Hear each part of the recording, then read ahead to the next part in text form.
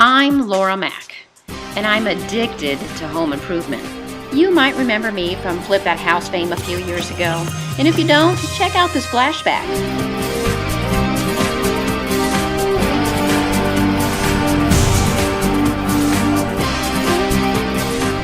Now I'm a breast cancer survivor, and I say it ain't worth doing if you don't get any on you.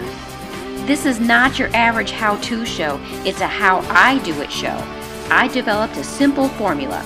Inspiration plus motivation equals gratification. Here's how it works. Jazz. I'm just kidding. This show was taped in front of a live studio audience.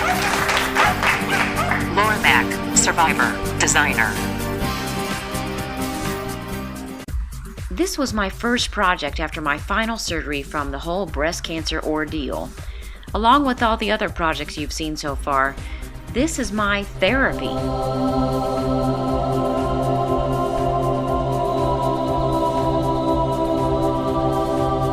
I really started to have fun when I discovered a lot of these rocks in my backyard were fossilized. So I researched, evidently Nashville was a part of an ancient inner ocean at one time, and it astonishes me how we live way up in these hills, so high you could see downtown Nashville from our house, and all these rocks are fossilized way up here. Okay, here's how it looked when we moved in a few years ago.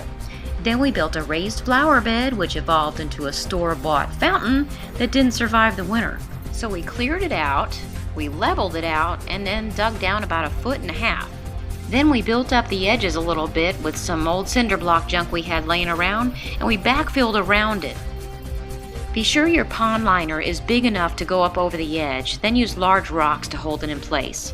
If you want to create waterfalls, strategically stack flat rocks slightly angled down towards the pond so the water doesn't lap back and leak behind the rocks.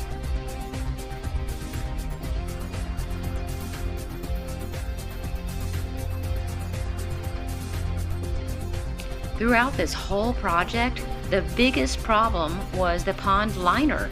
We went through two 20 mil pond liners and finally found a 45 mil that totally did the trick.